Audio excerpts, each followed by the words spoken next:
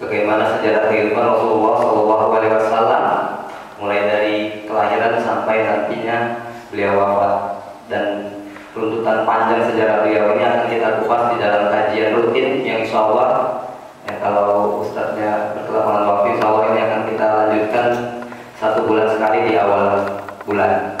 Ya, ini kajian kita yang pertama, mudah-mudahan bisa menjadi awal bagi kita kembali yang memang selama ini intens dalam melakukan kajian-kajian sejarah kehidupan Rasulullah. Ya, beliau adalah direktur Majelis Sirah Kota Medan dan sudah melakukan kajian-kajian ini di beberapa masjid di Kota Medan. Ya, Masjid Al-Bukhari kebetulan dapat giliran yang kesekian. Ya, saya kira sudah tidak asing lagi pembicara kita kali ini adalah Al-Ustaz Haji Salman Al-Farisi LCMA. Untuk tidak memperpanjang Assalamualaikum warahmatullahi wabarakatuh.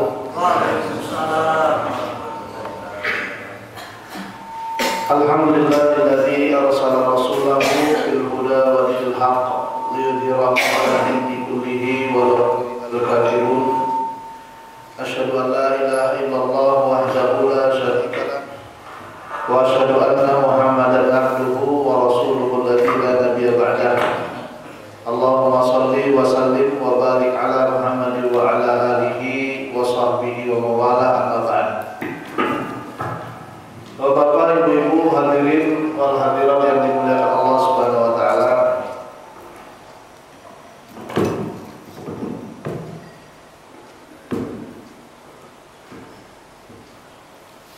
Alhamdulillah, kita bersyukur kepada Allah Subhanahu wa taala atas limpahan karunia dan rahmat yang diberikan Allah Subhanahu wa taala kepada kita, sehingga pada subuh yang berbahagia ini, di antara sekian banyak manusia, Allah Subhanahu wa taala meringankan langkah kita untuk melaksanakan sebuah ibadah salat subuh berjamaah yang fadilahnya tidak terhingga.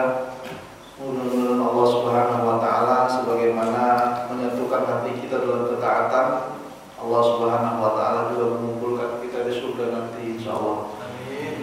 Serta salam kita sampaikan kepada junjungan Nabi besar Muhammad sallallahu alaihi wasallam, qudwah kita, tauladan kita, dan semoga dengan kita berselawat kepada Rasulullah menjadikan Rasulullah SAW sebagai teladan kita dalam kehidupan kita sehari-hari, dan tentu kita mendapatkan syafaat beliau di hari akhirat kelak. Amin wa rabbal alamin. Bapak-bapak, ibu-ibu, hadirin wa hadirat yang dimuliakan Allah. Allah Subhanahu wa taala berfirman, "A'udzu billahi minasyaitonir rajim. Alladzina atainahumul kitaba ya'rifunahu kama ya'rifuna abna'ahum." Orang-orang yang kami berikan Alkitab, mereka mengenal Nabi Muhammad SAW sebagaimana mereka mengenal anak mereka sendiri. Bapak Ibu yang dimuliakan Allah Subhanahu wa taala, di dalam ayat ini Allah Subhanahu wa taala menerangkan kepada kita betapa orang-orang Yahudi, orang-orang Nasrani yang merupakan ahli kitab, mereka sesungguhnya mengenal Nabi kita, Nabi Muhammad SAW, sebagaimana mengenal anak mereka sendiri. Oleh sebab itulah banyak peristiwa-peristiwa yang terjadi di seputar kelahiran Nabi Muhammad SAW, dan bahkan jauh sebelum Rasulullah SAW lahir, orang-orang ahlu kitab sudah sangat mengetahui tentang Nabi Muhammad SAW. Sebagai contoh, Bapak Ibu yang dimuliakan Allah, ada seorang raja yang hidup sekitar 100 tahun sebelum Rasulullah SAW lahir. Namanya Raja Tuba. Dalam Al-Quran Allah Subhanahu wa taala ada sebutkan namanya wa qaumu Tuba kulun kadzdzaba rusul. Itu kaum Tuba yang juga semuanya itu mengkhianati dan mendustai para rasul. Raja Tuba ini sendiri, Bapak Ibu yang dimuliakan Allah, sebetulnya adalah raja yang adil. Raja yang adil dan raja yang penuh dengan jasa-jasa dan kontribusinya dalam kehidupan dan kepemimpinannya. Beliau adalah Raja Yaman, tetapi kekuasaannya hampir mencapai Persia. Itulah disebut dengan Raja Tuba. Pada suatu ketika, Raja Tuba ini melakukan perjalanan perniagaan, dan kebetulan membawa anaknya. Perniagaan ke negeri Syam. Biasanya Bapak Ibu kalau orang dari Yaman pergi ke Syam, Syam itu sekarang daerah mana? Syria, Palestina, itu Syam. Ketika raja ini mau pergi ke Syam, Raja Tuba ini singgah ke Madinah. Waktu itu Madinah itu namanya Yasrib. Ketika sampai di Yasrib, beliau melakukan perdagangan di Madinah atau di Yasrib dengan membawa anaknya. Waktu itu anaknya masih pemuda. Kemudian setelah berdagang di Madinah, maka Raja Tuba ini melanjutkan perjalanan ke Syria, ke Syam. Tetapi anaknya dia tinggalkan di Madinah. Ternyata Bapak Ibu yang dimuliakan Allah Subhanahu wa taala, ketika anaknya ini ditinggalkan di Madinah, anaknya ini punya masalah sama orang-orang di Madinah. Akhirnya terbunuhlah yang di Madinah ini terbunuh. Ketika Raja Tuba yang ada di Syam mendengar berita tentang terbunuhnya anaknya ini, maka Raja Tuba marah besar. Dia siapkanlah pasukan sebesar-besarnya, kemudian menuju Madinah untuk menumpas orang-orang Madinah yang telah membunuh anaknya. Kadang-kadang kalau orang terbunuh itu Pak, kadang-kadang bisa jadi yang terbunuh ini punya masalah kan gitu kan. Ya kadang-kadang juga memang yang membunuh yang bermasalah. Kita nggak tahu. Ketika Raja Tuba dan pasukannya ini datang ke Madinah, Bapak Ibu yang dimuliakan Allah Subhanahu wa taala, maka Raja Tuba berperang dengan orang Madinah. Berperang. Tapi ini perangnya yang unik, Bapak Ibu yang dimuliakan Allah. Apa keunikan perang antara Raja Tuba dan Raja Madinah ini? Keunikannya orang-orang Madinah ini ketika berperang dari pagi sampai siang atau sampai sore, malamnya orang-orang Madinah ini mengantarkan makanan kepada pasukan Raja Tuba. Jadi kalau pagi sampai sore dianggap musuh, kalau malam dianggap tamu. Itu hebatnya orang Madinah ini. Jadi kalau bapak ibu-ibu pergi ke Mekah atau ke Madinah, memang kelihatan ya, perbedaan antara masyarakat Mekah dengan masyarakat Madinah. Masyarakat Madinah ini sangat menghormati tamu. Jadi kalau saya di sana 4 tahun di Madinah itu pengalaman Bapak Ibu, kalau sudah puasa Ramadan, subhanallah, mereka menyiapkan buka puasa. Hampir semua shop Masjid Nabawi itu semua tempat buka puasa. Bahkan kalau kita datang ke masjid bulan Ramadan menjelang waktu maghrib, kita datang ke Masjid Nabawi, kita ditarik-tarik itu. Satu tarik ke sana, yuk buka puasa sama saya. Satu lagi tarik ke sini, yuk buka puasa sama saya. Itulah hebatnya orang-orang Madinah yang tidak kita dapatkan di Mekah. Nah, subhanallah Bapak Ibu yang dimuliakan Allah, ketika Raja Tuba berperang dengan orang-orang Madinah, inilah yang dialami oleh Raja Tuba. Hebat juga orang ini. Pagi sampai siang sampai sore berperang, malam dijamunya gitu. Diantar makanan sebanyak-banyaknya. Begitu setiap hari, subhanallah. Tetapi karena Raja Tuba ini memang bermaksud dan bertujuan untuk membalaskan atas terbunuhnya anaknya ini, maka terus berperang. Nah, di Madinah, Bapak Ibu yang dimuliakan Allah, di Yasrib, di situ juga hidup orang-orang Yahudi. Maka datanglah orang Yahudi kepada Raja Tuba. Wahai Raja Tuba, janganlah engkau perangi orang-orang Arab di Madinah. Jadi di Madinah ini Yasrib ini. Jadi Yasrib ini Bapak Ibu yang dimuliakan Allah, di sini hidup orang Arab dan orang Yahudi. Orang Arab yang sudah lama hidup di Madinah ini, di Yasrib ini, terkenal dengan suku Aus dan Khazraj. Jadi Ansar itu adalah suku Aus dan Khazraj. Dan selain mereka ada orang Yahudi. Yahudi ini juga terbagi menjadi 3 kabilah di Madinah dari dulu. Bani Quraidah, Bani Qainuqa dan Bani Nadir. Ada 3 kabilah Yahudi di Madinah yang hidup berdampingan dengan orang-orang Arab di Madinah. Nah, mereka juga sering sebetulnya berperang. Kadang perang, kadang damai dan seterusnya. Namanya juga masa lalu, masa dulu. Memang begitulah adanya kehidupan orang-orang Arab, Bapak Ibu yang dimuliakan Allah. Nah, ketika Raja Tuba memerangi orang-orang Madinah, orang-orang Yasrib, orang Yahudi, yang 2 rahib Yahudi mengatakan kepada Raja Tuba, "Wahai Raja Tuba, jangan kau perangi orang-orang Arab di Madinah ini." Kenapa kata Raja Tuba? Karena nanti di suatu hari akan datang seorang nabi terakhir di tempat ini, dan mereka yang akan menjadi umatnya, dan mereka yang akan menjadi penyambut nabi terakhir itu di tempat ini, kata orang Yahudi. Padahal ini Bapak Ibu ratusan tahun nih sebelum Nabi Muhammad SAW lahir, orang Yahudi udah tahu. Dari mana kau tahu, kata Raja Tuba? Dari kitab Taurat dibaca. Akhirnya Bapak Ibu yang dimuliakan Allah, Raja Tuba meyakini dan mempercayai apa yang dikatakan oleh orang Yahudi tadi, dan akhirnya berhenti berperang. Jadi alasannya karena ada Nabi terakhir yang akan datang ke tempat ini. Maka Raja Tuba, Bapak Ibu yang dimuliakan Allah Subhanahu wa taala, membeli sepetak tanah di Madinah. Kemudian sepetak tanah itu merupakan miliknya, dan nanti suatu hari ketika Rasulullah SAW hijrah, ternyata tempat Rasulullah SAW tinggal itu adalah tanah yang dibeli oleh Raja Tuba tersebut. Sesuatu yang bukan kebetulan.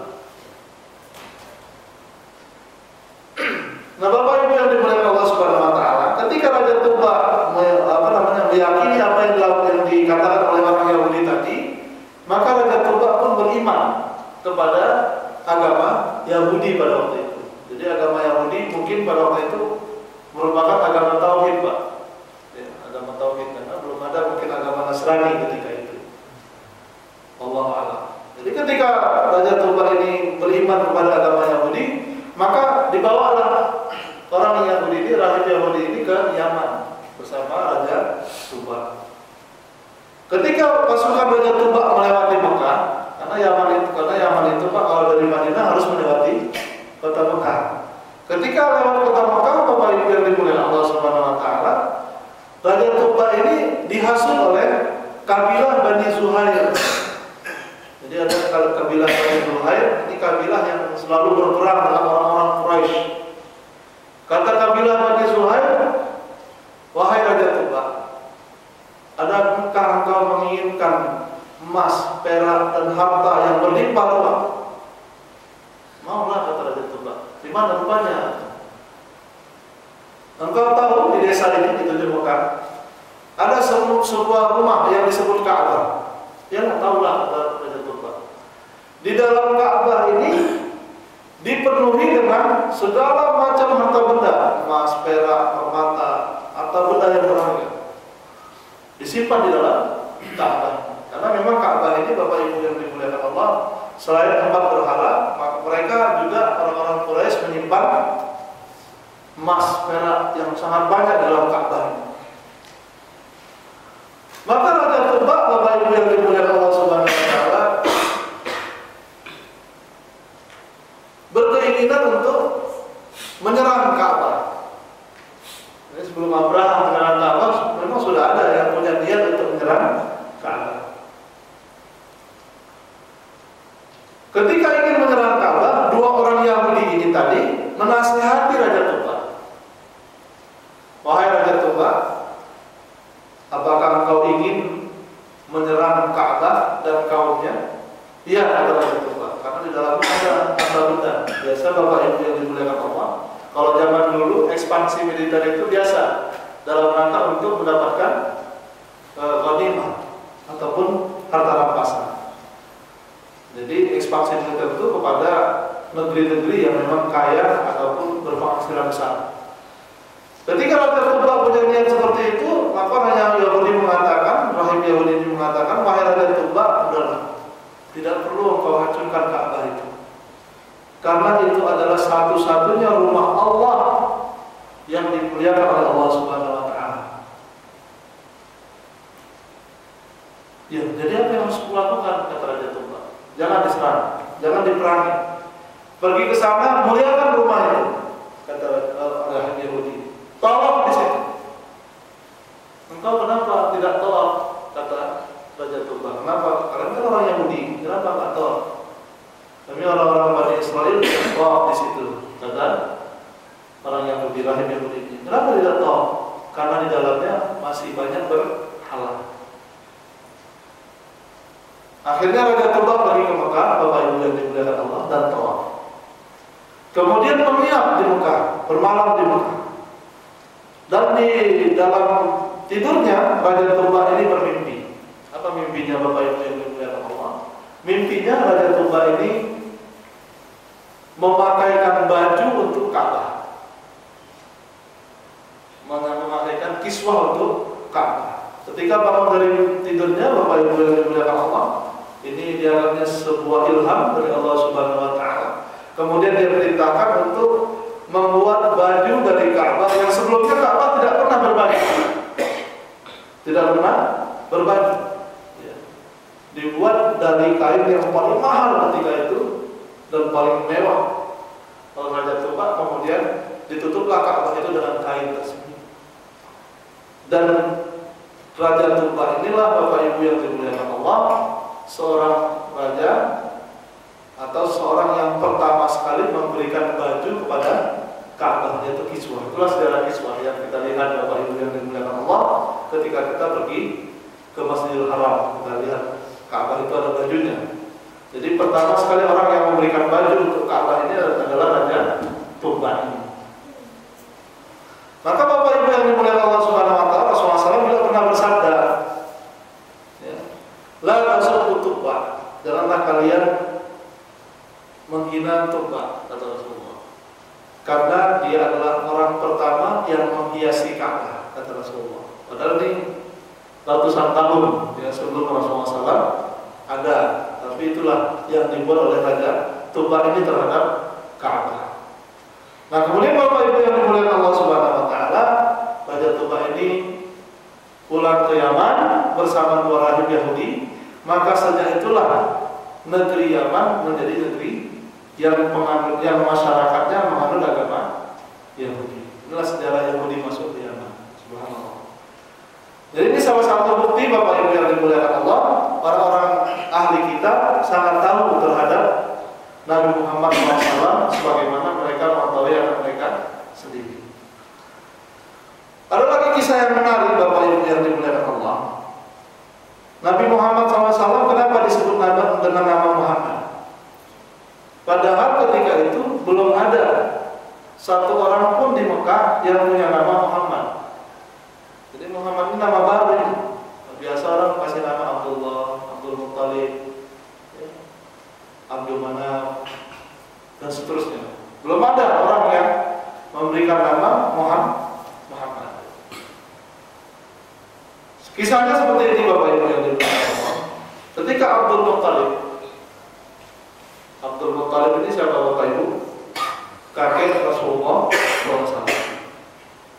Seperti biasa dalam Al-Quran disebutkan ila fi Quraisyin ila fihim rihlatas syita'i was-shayf. Jadi orang-orang Quraisy ini punya kebiasaan melakukan perjalanan di musim dingin dan di musim panas, perjalanan dagang. Kalau musim dingin mereka ke Yaman. Kalau musim panas mereka ke Syam. Itulah yang dilakukan oleh orang-orang Quraisy. Nah, di antaranya juga adalah Abdul Muttalib, kakek Rasulullah SAW sebelum Nabi Muhammad SAW lahir. Jauh sebelum Nabi Muhammad SAW lahir. Abdul Muttalib ini Bapak Ibu yang dimuliakan Allah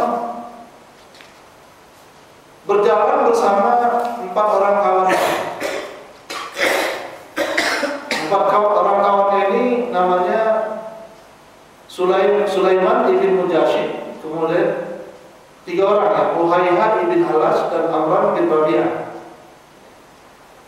Jadi ketiga temannya ini bersama Abdul Muttalib 4 orang, mereka pergi ke sebuah tempat di Syam dan bertemu dengan orang Yahudi, rahib Yahudi.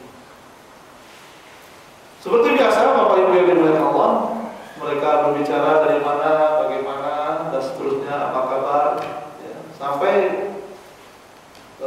ketika orang rahib Yahudi ini mengetahui bahwasanya Abdul Muttalib dan 3 kawannya ini berasal dari Mekah, maka rahib Yahudi ini mengatakan sebentar lagi akan diutus seorang nabi terakhir di Mekah, kata rahib Yahudi. Kemudian 4 orang ini bertanya kepada rahib Yahudi tadi, siapa namanya?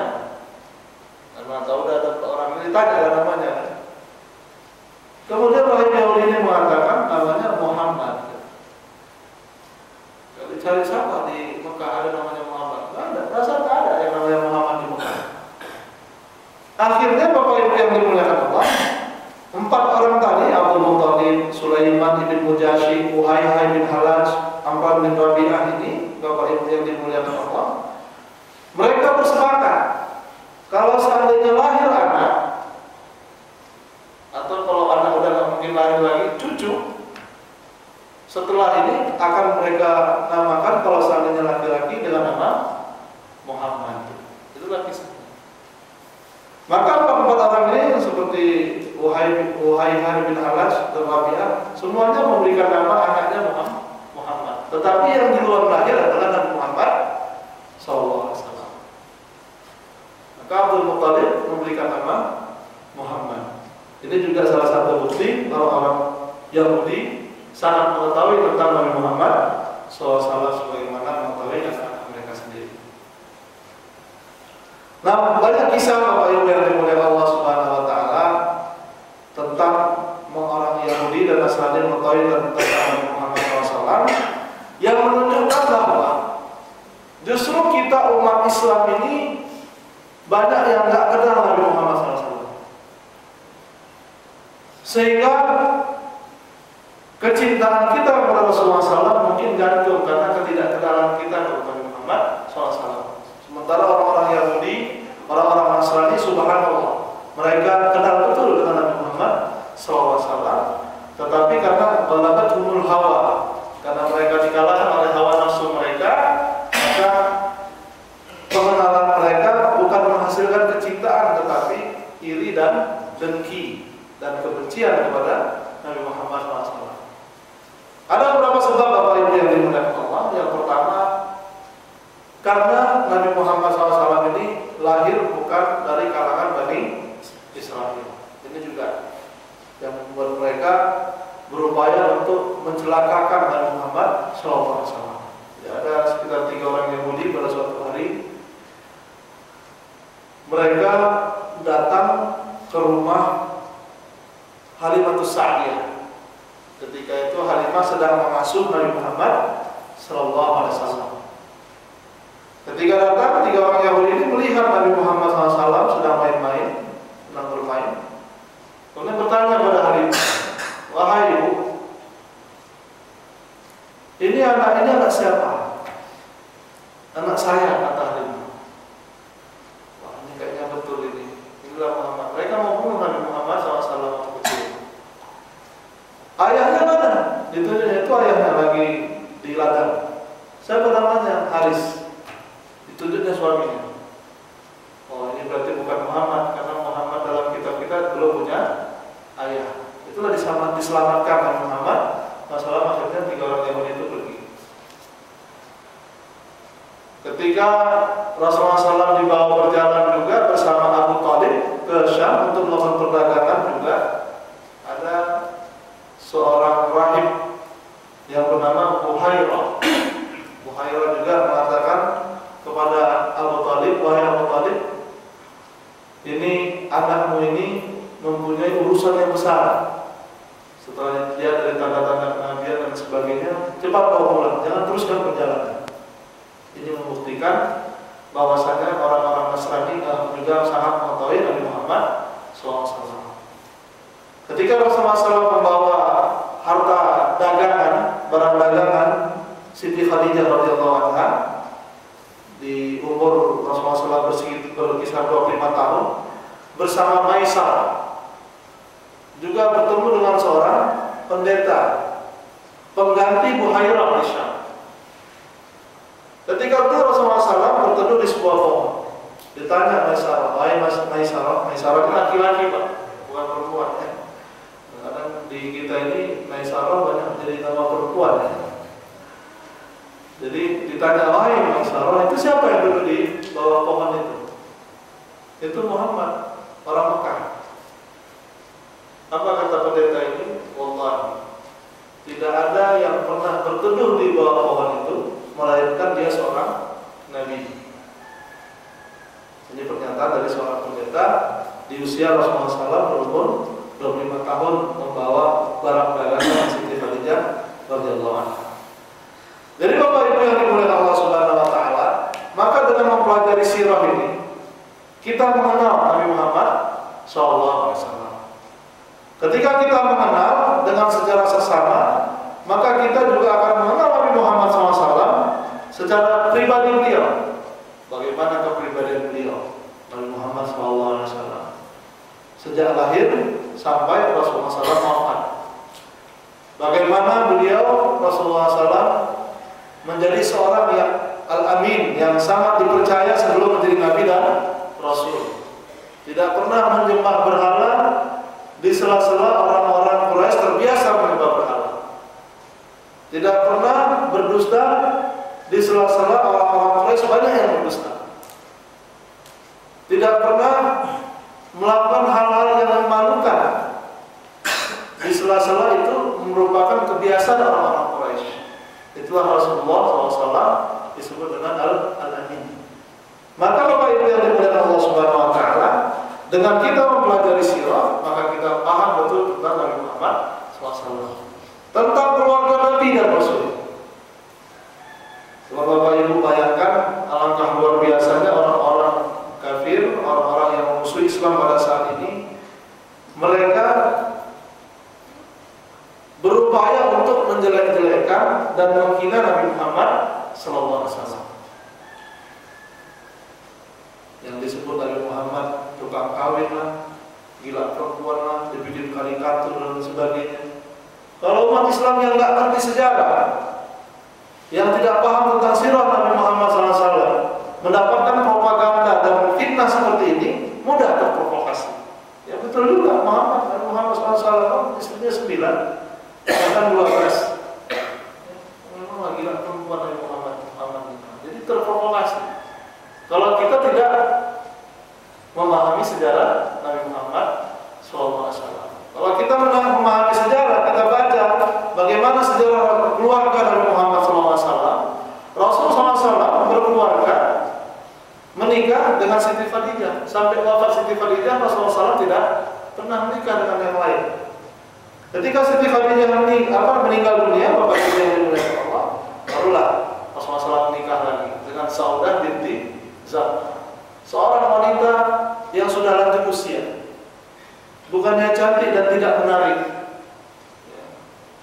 Dan tujuan pernikahan Rasulullah SAW untuk membereskan rumah tangga Rasul. Kemudian menikah dengan Siti Aisyah dan seterusnya menikah, dan semuanya itu setelah Rasulullah SAW menjadi Nabi dan Rasul. Ketika kita betul-betul buka sejarah pernikahan Rasulullah SAW itu, ternyata Bapak Ibu yang dimuliakan Allah Subhanahu wa taala, pernikahan yang banyak itu atas perintah Allah Subhanahu wa taala. Bukan keinginan Nabi Muhammad sallallahu alaihi wasallam. Wa ma yantiqu 'anil hawa, in huwa illa wahyun yuha. Semua diwahyukan oleh Allah Subhanahu wa taala. Bahkan masalah pernikahan dan perceraian pun itu atas perintah Allah Subhanahu wa taala. Jadi Bapak Ibu yang dimuliakan Allah Subhanahu wa taala, jangan sampai ketika kita terprovokasi dengan fitnah-fitnah, justru kita terlibat dengan fitnah-fitnah itu dan berprasangka buruk terhadap Nabi Muhammad SAW. Maka kita harus belajar sejarah Nabi Muhammad SAW. Dengan belajar sirah juga, Bapak Ibu yang dimuliakan Allah, kita juga bisa memahami Al-Quran.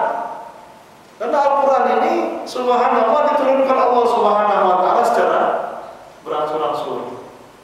Tidak diturunkan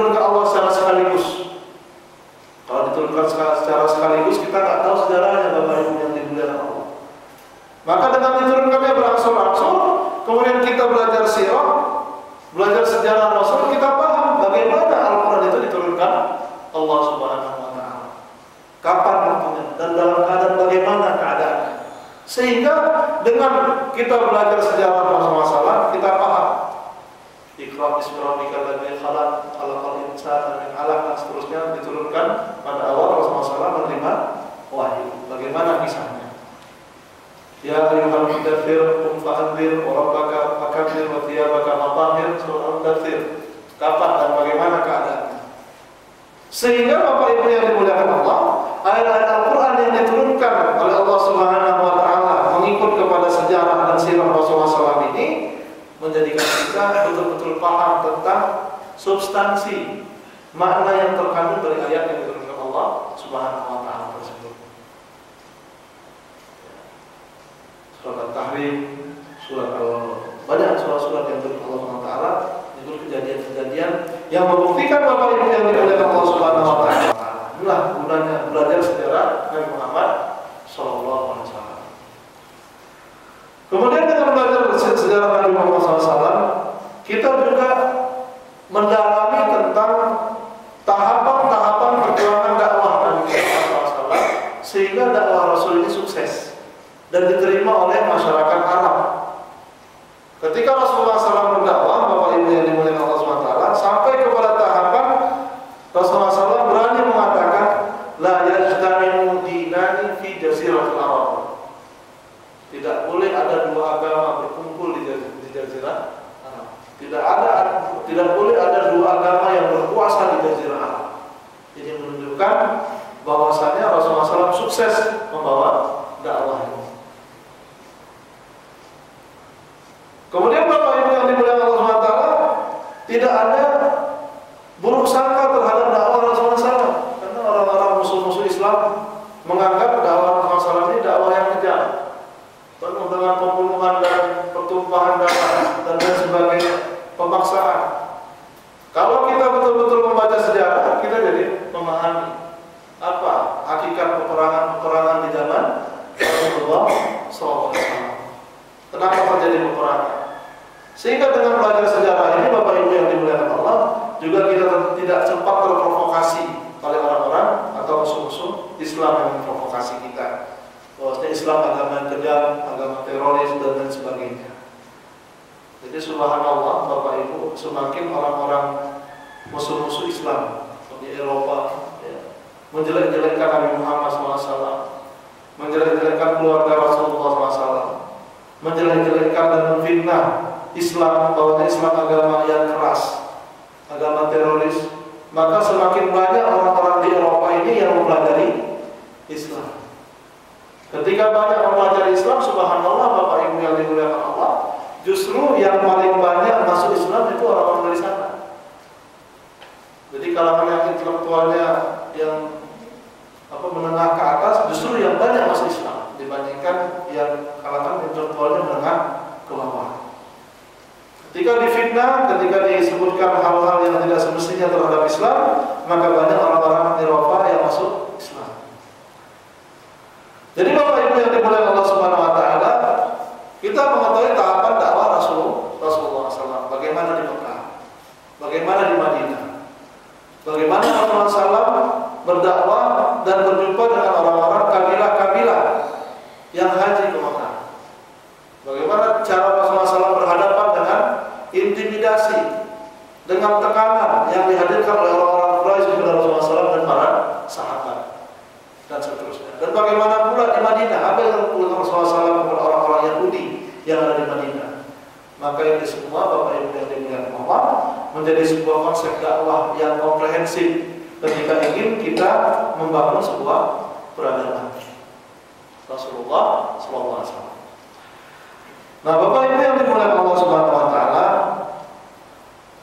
nanti insya Allah apabila kita berlanjut nanti dalam kajian-kajian sirah, kita akan memulai dari sejarah bangsa Arab.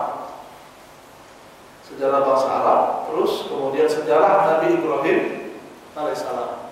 Kenapa kok tidak dari Nabi Adam? Panjang kali nanti banyak dari Nabi Adam ya.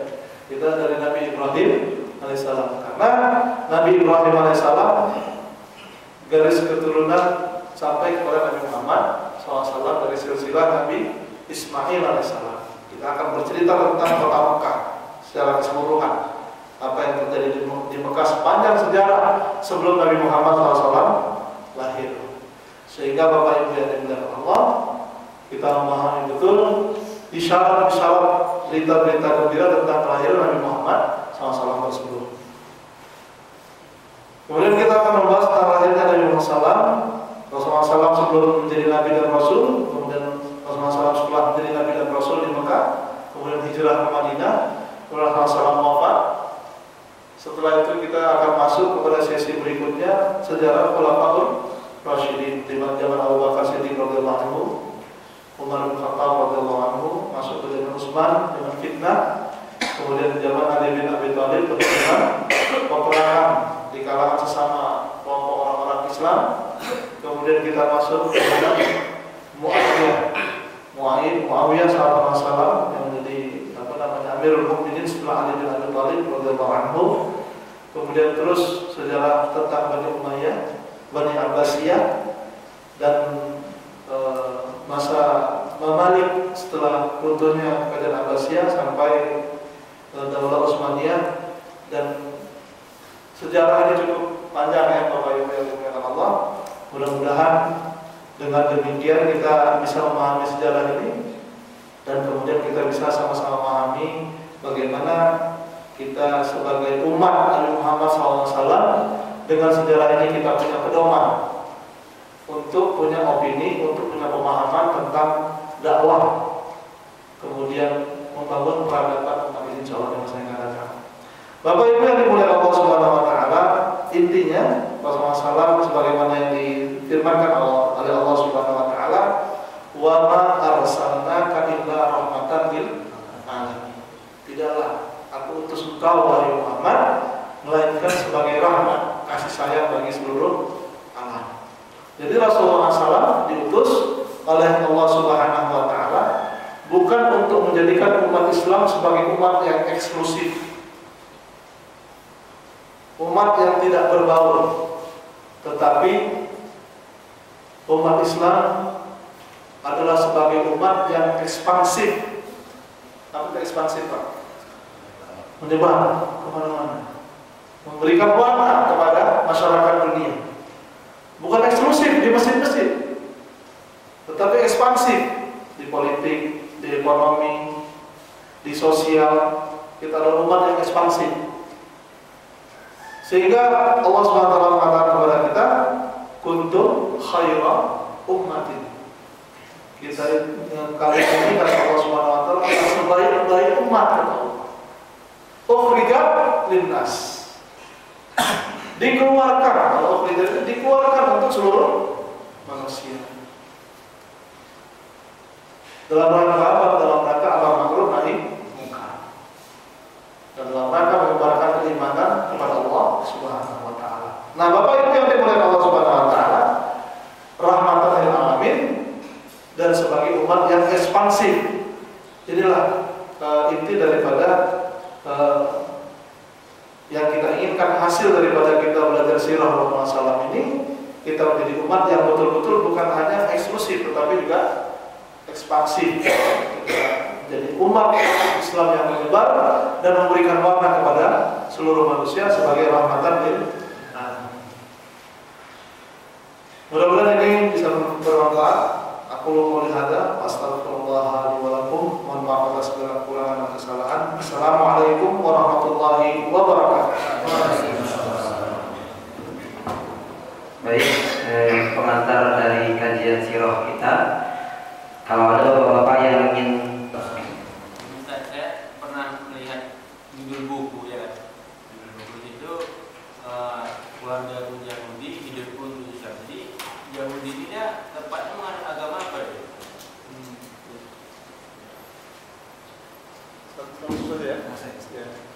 Terima kasih, Pak. Pertanyaan Yahudi ini menganut agama apa? Kata-kata Yahudi ini, jadi sebetulnya bapak-bapak ibu-ibu, agama ini kan ada agama Yahudi, ada agama Nasrani, ada agama Islam. Kata-kata Islam memang ada tertera dalam Al-Quran. Orang Islam apa namanya? Inna dina indallahi Islam. Kemudian juga di dalam sejarah agama Nasrani, saya nggak tahu apakah ada dalam Alkitab nama agamanya namanya agama Nasrani. Tapi kenapa mereka disebut dengan agama Nasrani? Karena umatnya sendiri yang mengatakan Inna Nasara, sesungguhnya kami adalah penolong Isa. Kan gitu ya, waktu itu Nabi Isa alaihissalam disalib dan sebagainya, disiksa dan disalib, maka muncul nahnu Nasara. Jadi ini asal kata-kata agama Nasrani. Kalau agama Kristiani, saya nggak tahu nih, Kristian ini berasal dari apa? Kira-kira dari Eropa ya, Kristiani ya. Kemudian kita kaji juga sejarah kenapa kok jadinya nama Kristiani. Dalam Al-Quran agama mereka disebut dengan Nasrani. Walan tarda ankal yahudu walan nasara. Ya. Masih terus.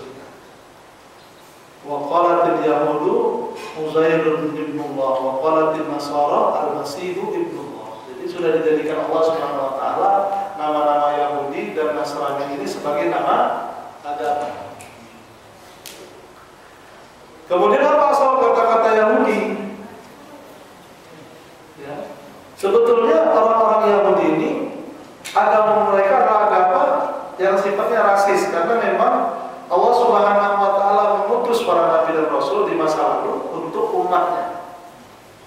Jadi Nabi Musa alaihissalam diutus untuk umatnya di kalangan Bani Israel. Kenapa yang disebut Yahudi? Karena ada beberapa sebab menurut para ulama sejarah. Yang pertama, Bapak Ibu yang dimuliakan Allah Subhanahu wa taala, di antara anak-anak Nabi Yakub, di antara anak-anak Nabi Yakub yang 12 itu, ya kan ada Nabi Yusuf di antaranya, dan mereka ini adalah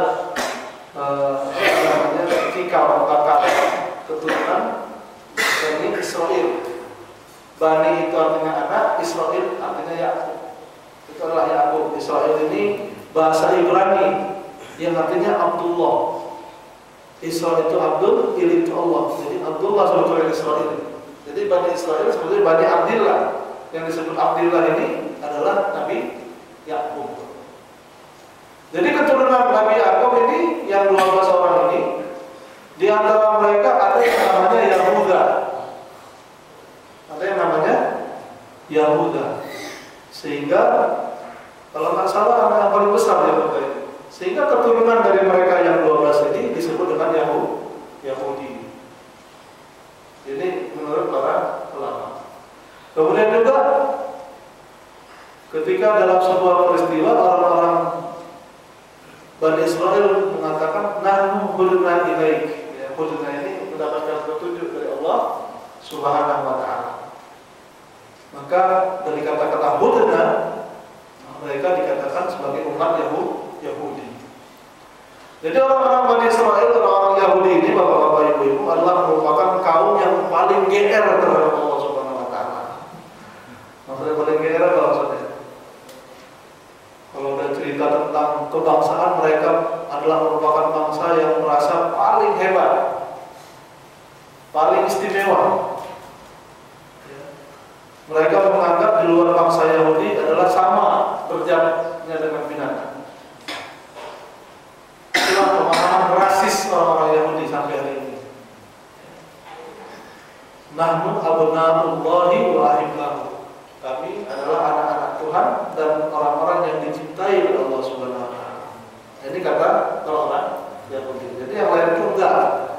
Itulah pemahaman mereka tentang pemahaman rasis orang-orang Yahudi. Jadi ini mungkin sejarahnya kenapa orang Yahudi ini, apa agama mereka? Agama mereka sebetulnya agama tauhid yang dibawa oleh Nabi Yakub, Nabi Musa, termasuk Nabi Daud, Nabi Sulaiman, termasuk juga Nabi Isa. Yahudi ini menyembah Allah juga, tapi dia tidak sholat mereka. Ya, syariatnya berbeda. Syariatnya berbeda. Mereka menyembah Allah Subhanahu wa taala. Agama Samawi juga. tetapi terdapat penyimpangan-penyimpangan dalam agama mereka, baik itu dilihat dari aspek syariatnya atau cara menyembah Allah Subhanahu wa taala. Pembangkangan, melawan Allah Subhanahu wa taala, ya. Membunuh nabi dan rasul, melawan Allah.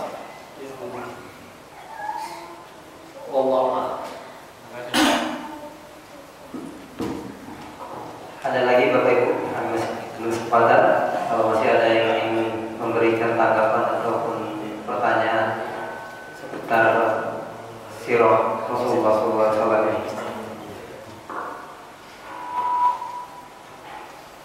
Ada? Pas?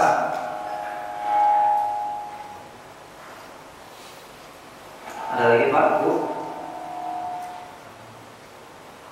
Baik, kalau tidak ada, mungkin di kajian-kajian selanjutnya nanti akan kita kupas lebih lengkap lagi, lebih detail lagi, dan di situ mungkin akan ada pertanyaan-pertanyaan seputar kehidupan Rasulullah ini, karena masih pengantar mungkin masih pada bingung ya, apa yang mau ditanya.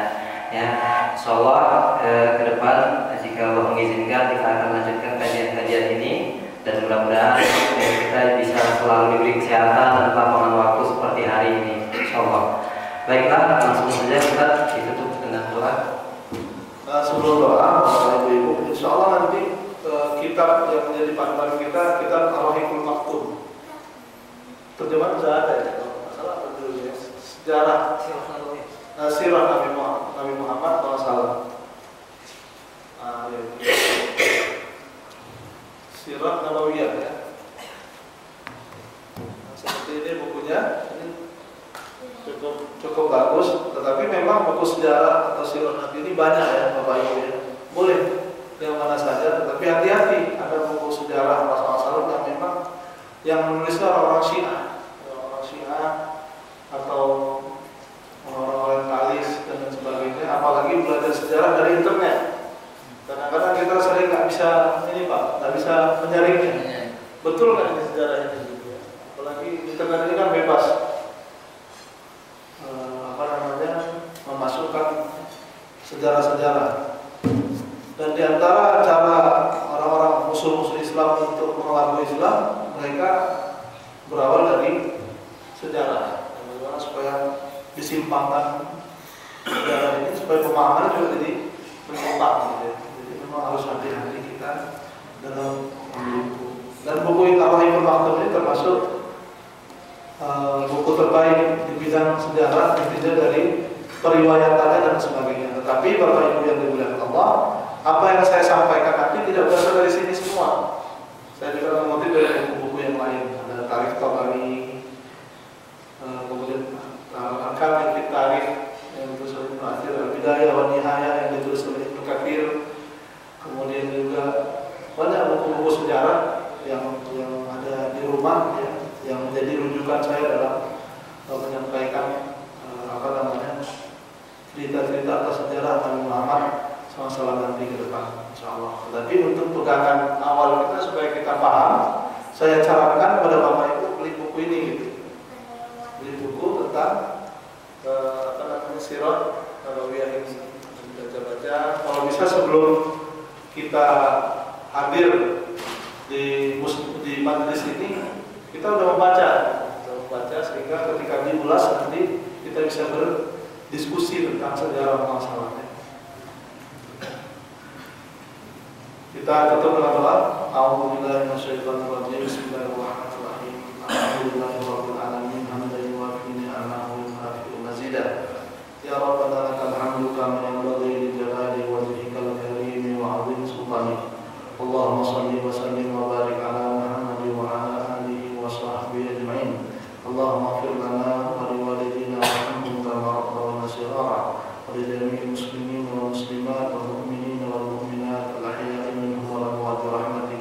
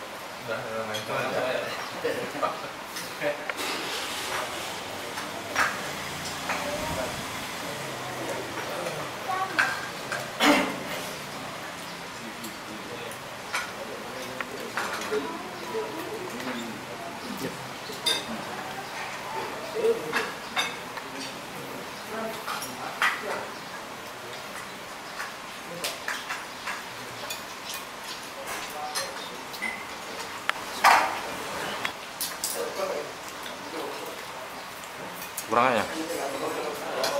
Bisa deh. Ini ada aturan di sana. Cukup ya? Ibu-ibu. Itu tuh.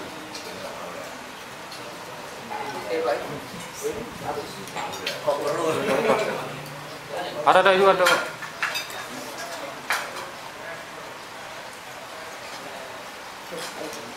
Susah.